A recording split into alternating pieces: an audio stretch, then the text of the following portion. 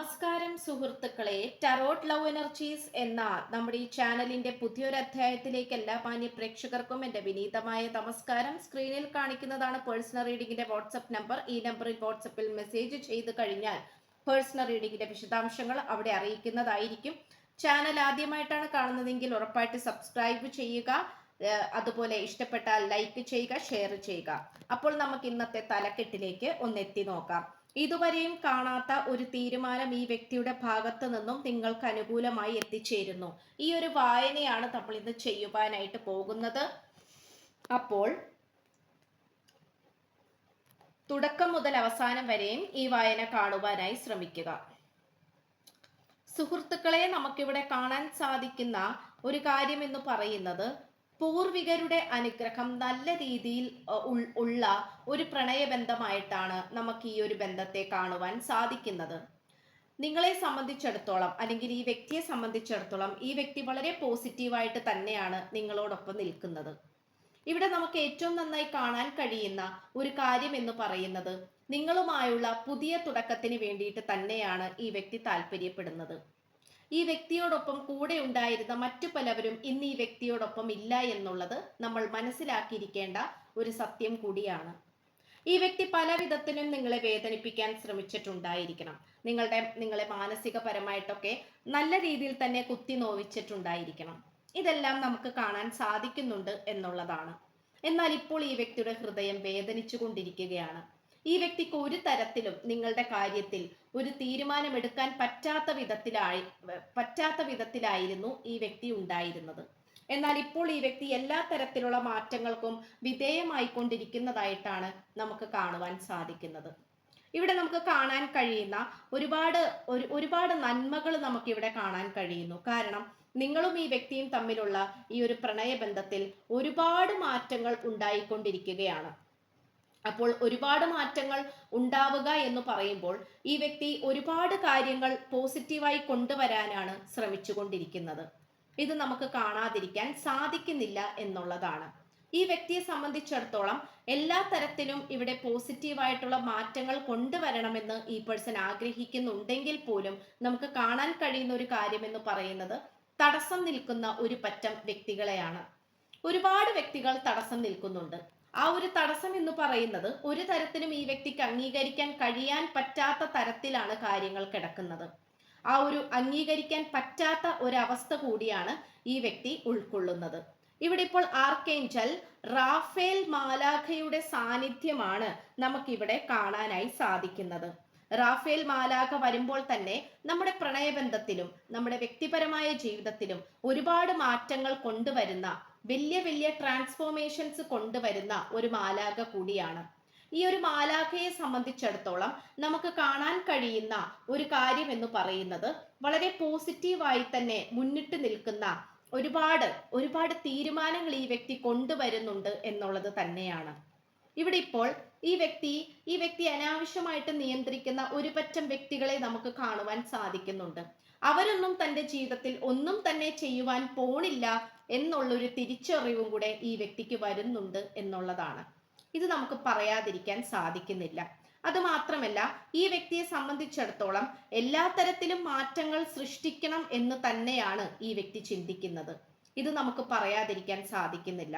ഈ വ്യക്തിയെ സംബന്ധിച്ചിടത്തോളം ഈ വ്യക്തി നിങ്ങളുമായിട്ടുള്ള പുതിയ തുടക്കത്തിലേക്ക് പോകുമ്പോൾ ഒരുപാട് വ്യക്തികളെ തൻ്റെ ജീവിതത്തിൽ നിന്നും കളയേണ്ടതായിട്ടുണ്ട് എന്ന് ഈ വ്യക്തി മനസ്സിലാക്കുകയാണ്. തനിക്ക് മുന്നോട്ടുള്ള ജീവിതത്തിലേക്ക് ദോഷമായി വന്നു ഭവിക്കുന്ന അല്ലെങ്കിൽ ദോഷമായി തീരുമെന്ന് ഉറപ്പുള്ള വ്യക്തികളും സാഹചര്യങ്ങളും എന്തൊക്കെയാണോ അവരെയെല്ലാം മാറ്റി നിർത്താൻ തന്നെയാണ് ഈ വ്യക്തി ശ്രമിച്ചുകൊണ്ടിരിക്കുന്നത്. അതുകൊണ്ട് തന്നെ ഈ വ്യക്തി പലതരത്തിലും നല്ല പോസിറ്റീവായി തന്നെ ചിന്തിച്ചു തുടങ്ങിയിരിക്കുന്നു എന്നുള്ളത് നമുക്കിവിടെ വളരെ ക്ലിയറായി കാണാൻ സാധിക്കുന്നു. ഈ വ്യക്തിയെ സംബന്ധിച്ചിടത്തോളം നമുക്ക് കാണാൻ കഴിയുന്ന ഒരു കാര്യം എന്ന് പറയുന്നത് ഈ വ്യക്തി എല്ലാ തരത്തിലും പോസിറ്റീവായി തന്നെ വരാനാണ് ശ്രമിച്ചു കൊണ്ടിരിക്കുന്നത്. ഇപ്പൊ പോസിറ്റീവായിട്ട് വരിക എന്ന് പറഞ്ഞു കഴിഞ്ഞാൽ ഇവിടെ പോസിറ്റീവായിട്ടുള്ള മാറ്റങ്ങൾക്ക് വിധേയമാവുക എന്നുള്ളതാണ്. അപ്പൊ പോസിറ്റിവിറ്റി നമുക്കിവിടെ നന്നായി തന്നെ കാണുവാൻ കഴിയുന്നുണ്ട് എന്നുള്ളതാണ്.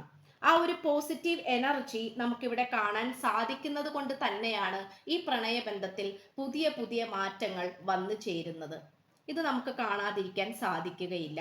ഇവിടെ ഇപ്പോൾ പല വിധത്തിലും നമുക്ക് ആത്മീയമായിട്ട് കാണുവാൻ കഴിയുന്നുണ്ട്. ആത്മീയത എന്ന് പറയുമ്പോൾ ഒരു വ്യക്തി തൻ്റെ ജീവിതത്തിന്റെ പ്രയാണത്തിൽ ഏതെങ്കിലും ഒരു കാലഘട്ടത്തിൽ ആത്മീയതയിലേക്ക് വന്നു ചേരുന്നതാണ്.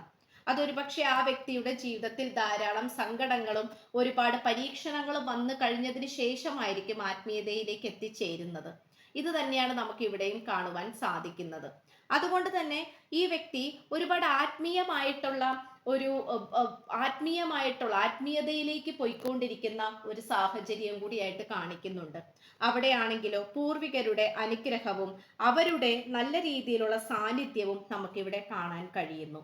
ഇതെല്ലാം തന്നെ നമുക്ക് കാണാൻ സാധിക്കുന്നുണ്ടെന്നുള്ളതാണ്.